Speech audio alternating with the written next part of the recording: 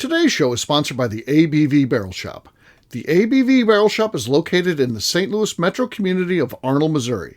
The ABV Barrel Shop is focused on one thing, single barrels. Best of all, you can try before you buy. Head over to abvbarrelshop.com to sign up for their email and text distribution so you know what they have in stock, what classes are coming up, and who from the industry may be coming in to visit.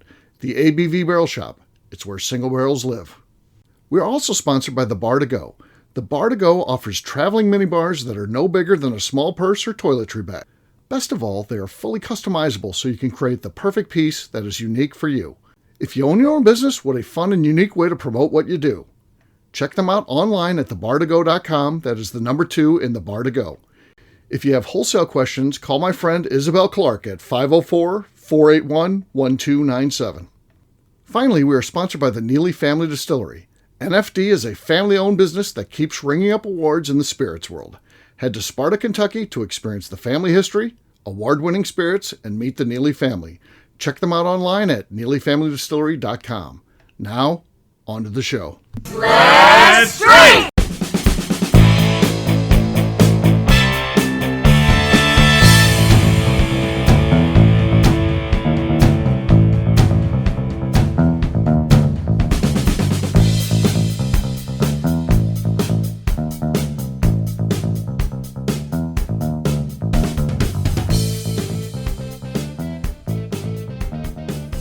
Welcome to the Bourbon Daily, the podcast about everything bourbon delivered to you every day of the week. Today on the show, we talk about the many projects of Bo Cumberland. My name is Miss Beka Sue. Please join me in welcoming my co-host, Steve Akeley, along with our special guests, Bo Cumberland, Wes Harden, and Phil Collin. Hey, gang, what's up? Hey, everyone. Howdy. Hello. So, yes, we're going to be talking about Bo's projects. We'll get an update where he's at. I know he's got a lot of stuff he's working on, so we'll talk about that and much, much more. We'll get to that after the break. For right now, I just have a question for you guys because I saw Vanna get interviewed recently, and she's one of those people you only need one name. You know who Vanna is. You know who I'm talking about when I just say Vanna. And she was interviewed. Of course, they're getting ready to, start a new journey, a new era, where Ryan Seacrest will be the host. Pat Sajak retired, and I just got to thinking, what would happen if, I don't know if that's a Merv Griffin property or whatever, but whoever runs the Wheel of Fortune was like, they put like a new junior executive in, and he weighs, we pay her how many millions of dollars, and we could get a software update for like $46 that allows us to eliminate Vanna's job. What do you think the protests would look like if they announced tomorrow that for the new season they went ahead and just eliminated Vanna's job, and they're just going to have a computer just to light up the... I thought she was retiring with it. Well, no, she's not retiring. Yeah, I'm a little bit of a game show aficionado, and to Miss Beka Sue's point, she has 2 more years, and then she's done. Yeah, well, they should have went ahead. That's not the question. But what's going to happen in 2 years? Does Wheel of Fortune continue with a Vanna White replacement, or do we realize... It's going to be Pat Sajak's daughter, period. That's who it's going to be. No. Phil took over my segment after saying he didn't have small talk. So the question now becomes, what happens in 2 years after Vanna retires, I guess. He took my question over. That's fine. But it's a better question. The other thing. I didn't want to know the other thing. It's not hypothetical. I asked it with no, and I was like, I think they should just retire the show. We're on the clock now. We have an actual problem to solve. What's going to happen in less than 2 years when Vanna White hangs up her? I don't know. They've already set it up. At the end of every episode, there's like this 5-minute period where Sajak's daughter comes on and like does these little advertisements. And if you if you go to Wheel of Fortune, blah blah blah blah blah blah, it's gonna be her and Ryan Seacrest. Mark it down. Is she cute? Mark it guaranteed. Is she pretty? Oh yeah, prettier than Vanna for sure.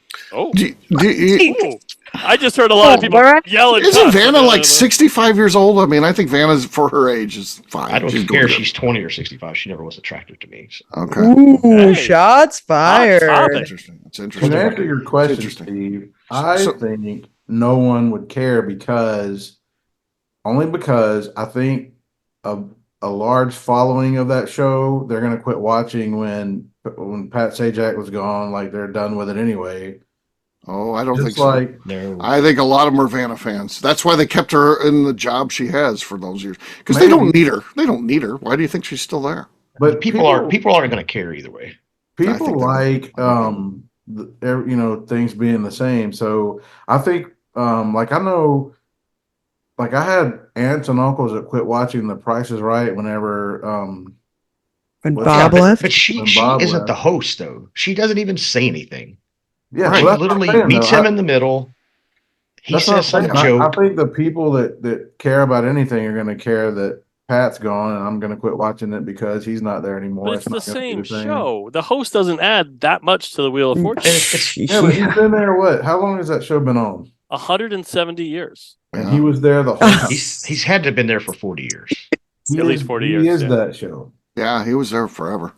That's no I don't know. Everybody said the same thing about Trebek, but Jeopardy's kept on. It sucks without Trebek. Yeah, don't but think it sucks. Jeopardy's like struggles. It's different. Yeah, Jeopardy's way better with Trebek. Yeah, it's Suck it, Trebek. Oh, no, SNL I don't know was if you guys better know this. when There's they a bit did of that. controversy with Vanna White because early on in her career, Wheel of Fortune, she had 5 kids and she named them all different names, but they were very unconventional names. They were R, S, T, L, N, and E with the names she gave her children. God damn. Oh, that was gold. This fucking segment went so goddamn wrong from the beginning. I tried to ask a fucking serious question. I was gonna ask. Railroaded. I thought like who actually fucking watches that show anymore, and now I realize it's Steve because he's so fucking upset about it. I don't watch that show at all. I've Wes never watched that show. But it's fascinating to me that an individual would keep the job, and I think it's interesting. And it's just because she says she's retiring in 2 years. That's called a negotiation strategy, by the way. Because I think she's that important to that You're show. privy to Vanna White's contract Sure. negotiation practices? Sure. No, I know, but I know about contract negotiations. I did that for many years, and I know how you play that game. She walked out of 2 episodes in the last filming because she was upset that Pat Sajak was leaving, but they weren't backing up the money truck for her.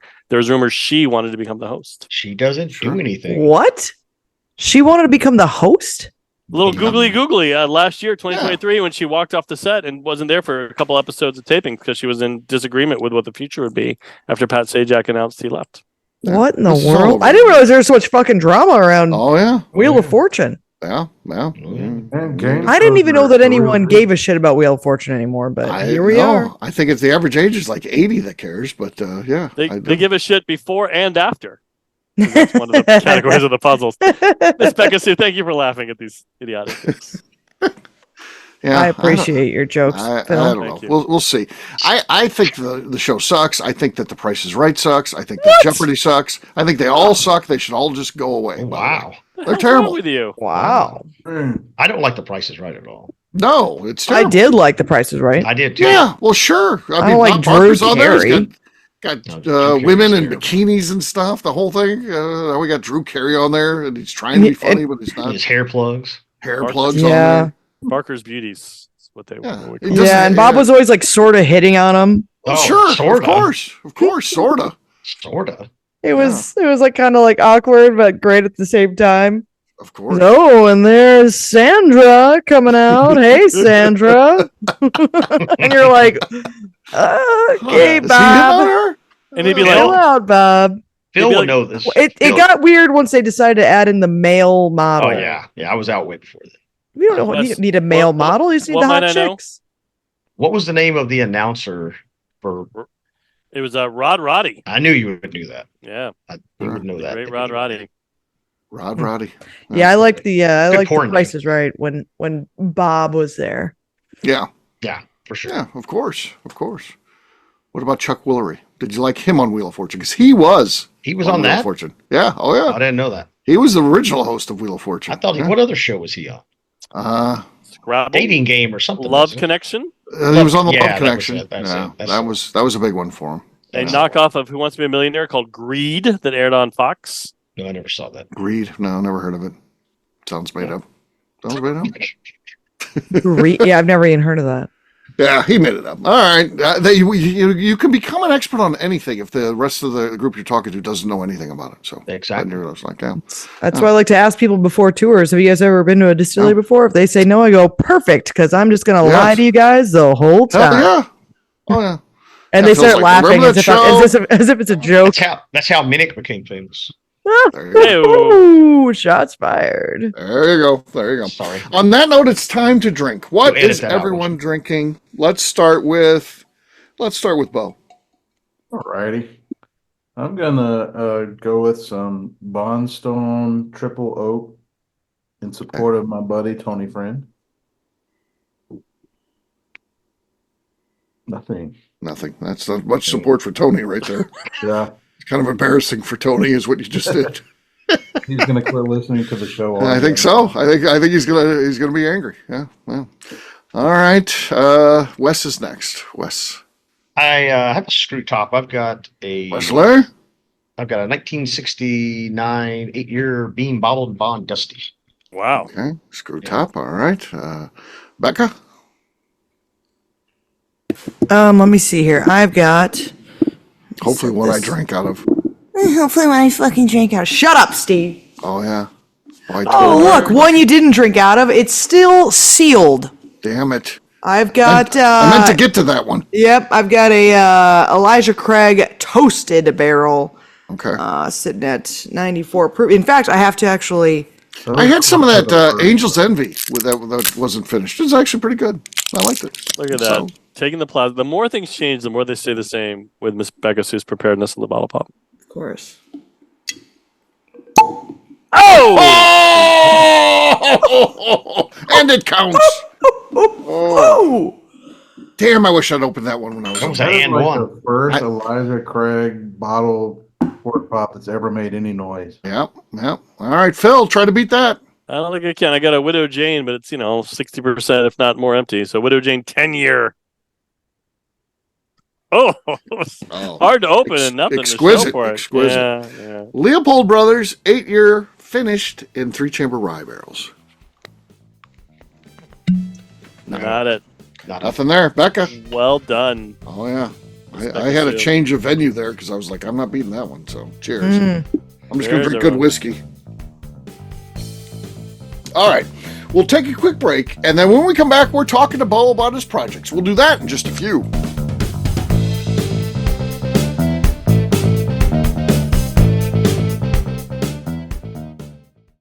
Okay, let's talk about the people that make these shows happen. First up is the Stave and Thief Society.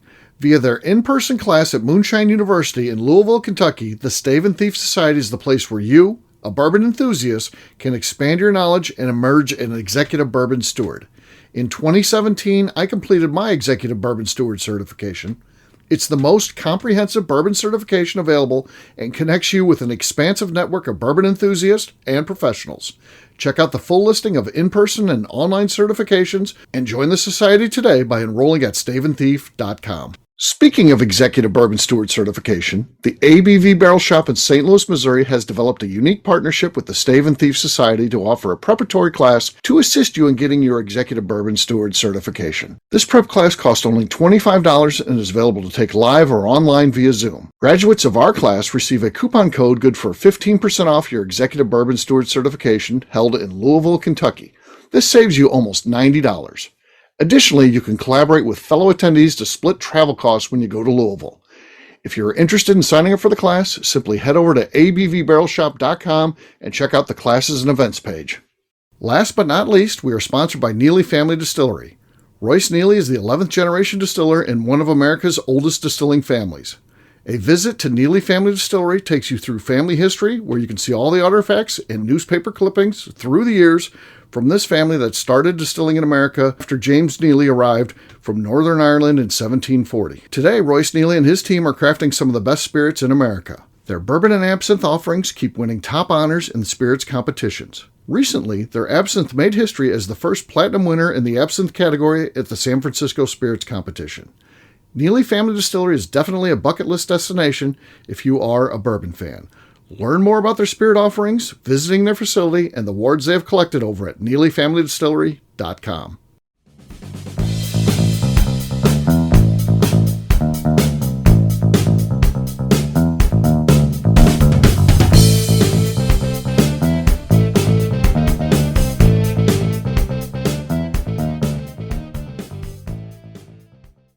This is Lenny Eckstein, and to set the record straight, I am a vegan, and you're listening to the Bourbon Daily. Welcome back to the Bourbon Daily. Today we're talking to Bo Cumberland.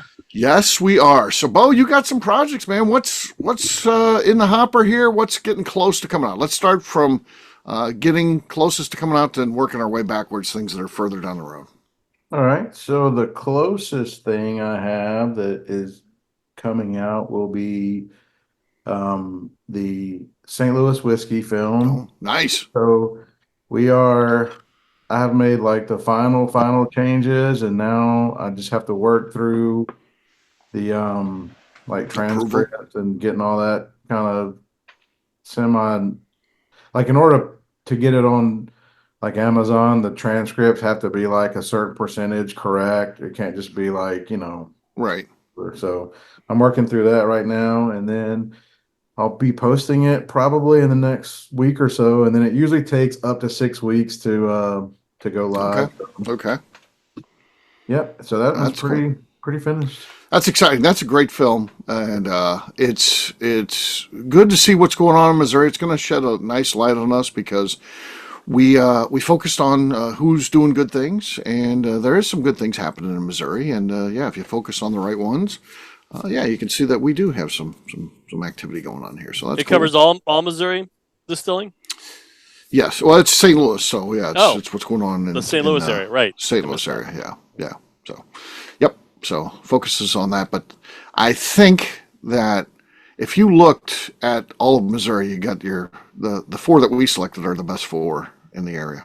So and one's actually in Illinois, but it's kind of greater St. Louis. But so we'll see. So that's fun. No, in between segments. And from you got the distillery segments, and then you got in between segments, which we filmed at the barrel shop, and so it's a lot of good discussion and banter between Jim and Steve, and so I think yes, that's fun. I watched that. Unfortunately, the day that Jim passed away, you had sent that over, and I watched it and said, "Hey, this is great," and all that, and then. Hard to believe that evening he obviously passed away.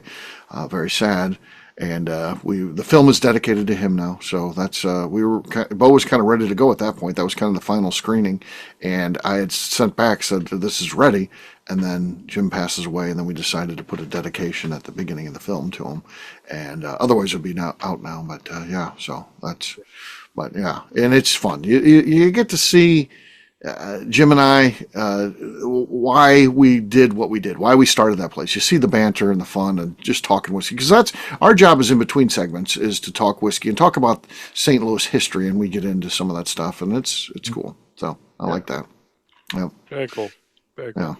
Yeah. So what else you got working on, Bo? That is going on, and then I am working on a project, and I'll just say this, it's a little frustrating on my part, but I'm working on a project about Frankfurt bourbon history. And so I'm kind of teaming up with the Frankfurt Bourbon Society and the Visit Frankfurt, their tourism department. And so they're just helping me, get interviews and that kind of stuff. But I'm a little frustrated. I was hoping this thing would go a lot faster than it is, but it's just incredibly hard to schedule interviews and get permission from distilleries. And I'm not going to say which one, but there's one distillery that's kind of being very difficult to work. Is it a Frankfurt distillery? Yeah, it's hard to imagine who that might be. Yeah, it's not the one you probably think, but really, it's just frustrating because it's like at the end of the day, it's free publicity for these folks, and I mean, I think there's only one that really matters there. So as long as they're on board, I bet I know the one he's talking. I mean, you would just think this is just me talking, but you would just think that they would jump at the opportunity to have free publicity and whatever, and they're just not interested. And it's like, okay, well. I'm considering moving there based on their incentive package that they have going on right now. Nothing. Becca sent me that over. There's actually an incentive package. If I would move to Frankfurt, I get I don't know, $5,000. Yeah, plus and a tour with Freddie Johnson. A tour with Freddie Johnson. You get like a coupon book too. You get $50 off of the Buffalo Trace gift shop. All those crazy shit. Pizza coupons. Yeah. Like, what the fuck? Nothing fast happens in Frankfurt. The one thing I've learned is that Frankfurt things happen slowly in Frankfurt, Kentucky. Things move slow it is the around capital, here. by the way. I will say this: it's about the film is about just bourbon history, and Right. the idea comes from the fact that Bardstown is considered the bourbon capital of the world, and Louisville has Whiskey Row, but I would argue, and it can be argued, that the most important history in bourbon history came out of Frankfurt, and that's Old Granddad. Do what? Old Granddad. Yeah, and Old this Pepper, story Old isn't Taylor, really told Old that Crow. well. So Right. that was kind of the push for this, and so Sure. that's Sure. that's where we're going. That's with important. What about again? We're not telling you how to do your job, but like Rebecca Ruth, are you talking to them? I mean, I was just about to say it's not all just distilleries. Okay. So I reached out to Rebecca Ruth, and they've been wonderful to work with. I've gotten some interviews, all right, footage from them, so they're a significant part of this. I would think so. They should be. Yeah. So and so it's not just distilleries, but and it's going to be a great piece once it's finished. But it's just been like working the stuff that we do, Steve. Like we already, everything's lined up by the time it's film time. So I guess I don't really see that side of it. You negotiating with the people, Right. but I just always assume when you called them and said, "Hey, we're filming this film," they're like, "Yeah, come on over." But now that I'm doing all of that too, it's like, I mean, we got to talk to our people, and their people have to talk to their people, and it's like So many people, all the people. All the people. Got to talk to all the people. it's just weird, and it's not even the big distilleries that are the issue. It's just weird. You would think that small distilleries, if it's free publicity, you just do it. Yeah, and you have movies out there. That's the other thing you can point to. It's not like He's not some like Joe Schmo coming off the street being like, "Hey, can I film in here?" Right. Well, that's the thing. My initial communication was, "Hi, my name's Bo Cumberland. Here's some samples of the stuff that I've done in the industry. Here's some people that I know that can vouch for me. Whatever. So here's what I'm proposing." And it is what it is, though. It's fine. It'll happen. It's just Right. It's been over a year in the works of, and I just thought I would have everything filmed by now and everything kind of ready to.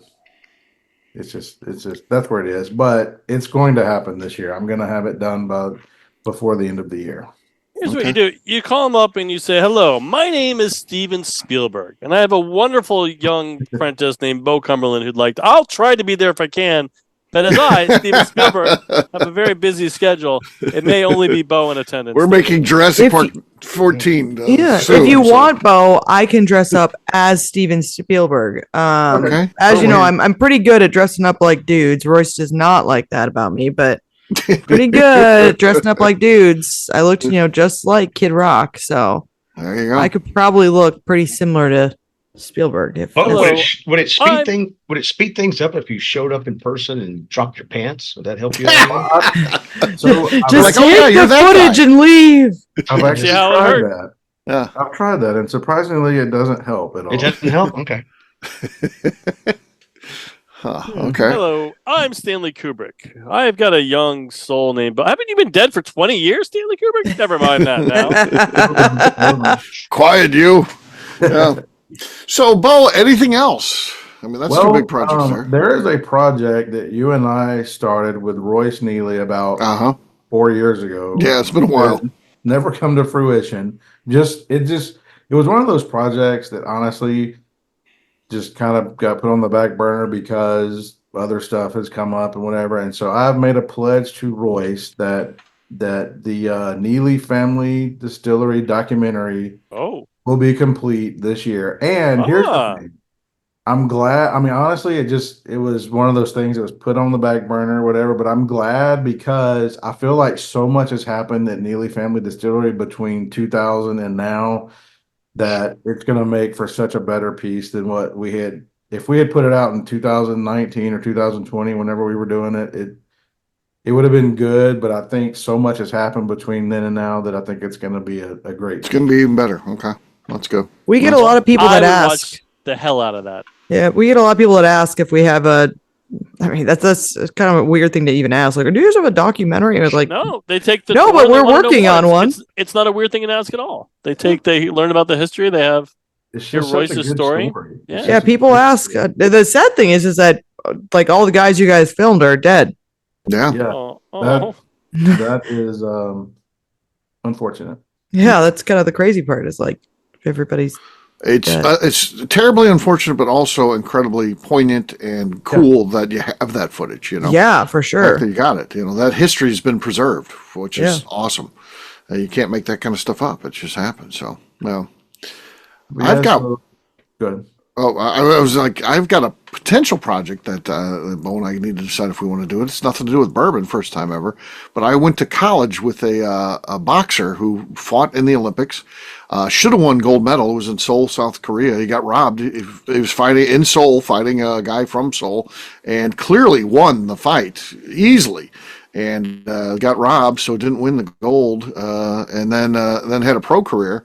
And I, of course, followed him because we had class together, and I it was exciting. And he kind of crashed and burned. There was reverberation still, I think, from the Olympics.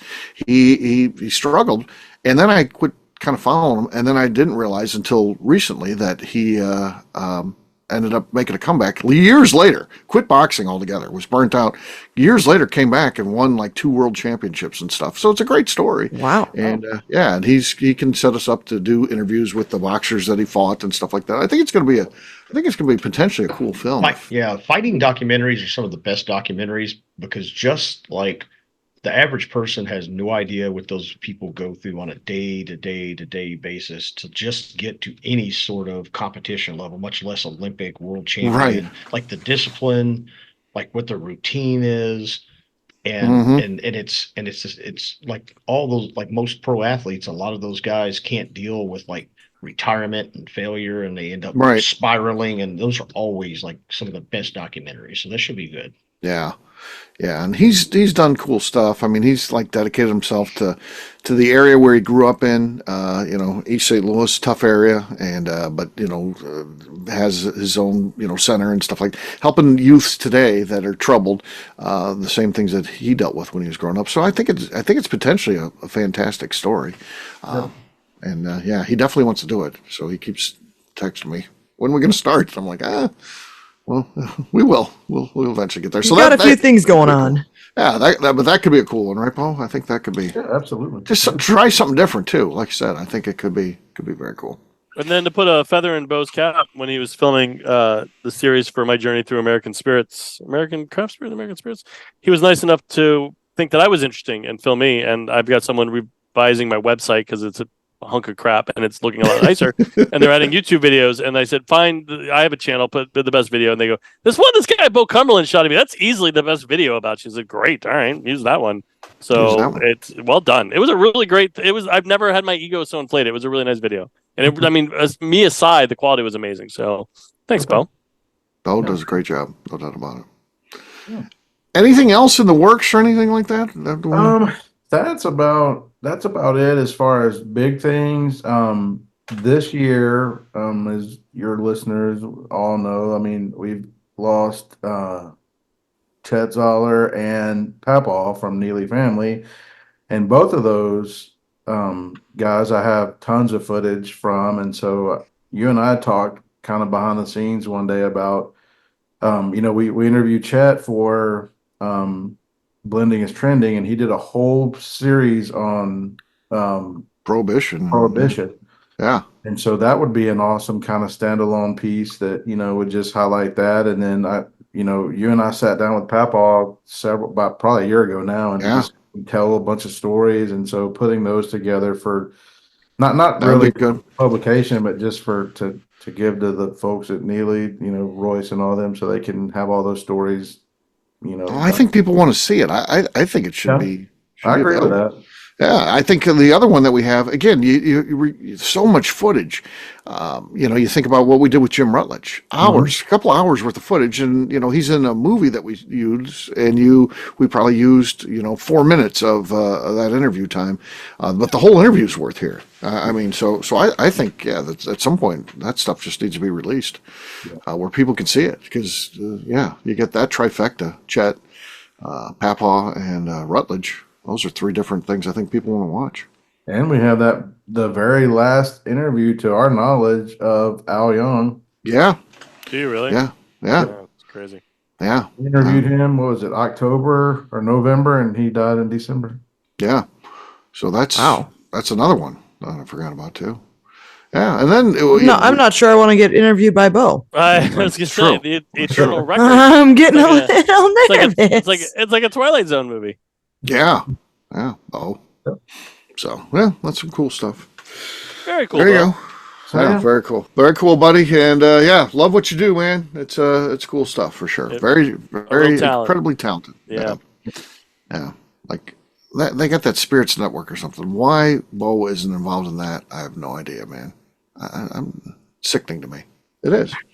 There's a little club that they keep everyone else out of. Bo's not in that club. I'm not in that club. Nobody here is in that club. But they keep you out of it. But I would like to see some of Bo's stuff in there. I mean, he does cool things for sure. There you go. If I ever hit the lottery, we'll start some sort of channel, and it'll be all kinds of cool stuff, Bo. Hot diggity. Bo will get to go crazy. He'd be more excited hitting the lottery himself. But I'll tell you what, if I hit it, it's not a bad day for Bo. That's for sure.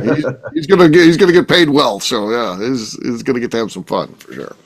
Well, we'll wrap this one up as we always do by talking about where people can find us. Phil, we'll start with you. Where can people find you?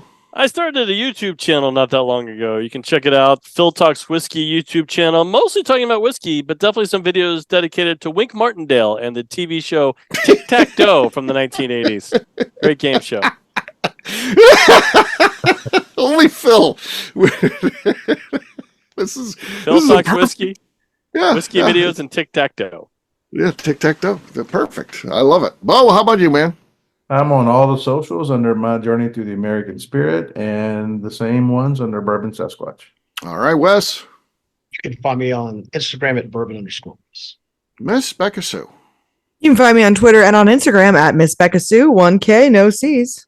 All right, for me, I'm an easy guy to find. I'm at Steve Akeley on Twitter, Instagram, or Facebook. I've got a website, steveakeley.com. We've also got a company website, abvnetwork.com. Check that one out. Everything that we do is out there. Previous shows, blogs, so much more. abvnetwork.com. Come by and see me, the ABV Barrel Shop, the place where you can try before you buy. Available online, abvbarrelshop.com. And for original content, check out my YouTube channel as well, Bourbon Sasquatch. It's not bad. It's fun. Miss Beka Sue, anything else to say before we get out of here? Yes. I would just like to remind the audience to please give us a 5-star review that includes comments. It helps new people find the show, which is very important to us. If you like what we're doing, Messi, please visit our Patreon page at patreon.com/the ABV Network. Great job today, gang. For audience, we'll have a brand new show for you tomorrow. Looking forward to that. Until then, take care, everybody. See ya. Hey, bye everyone. Bye. Goodbye. Peace.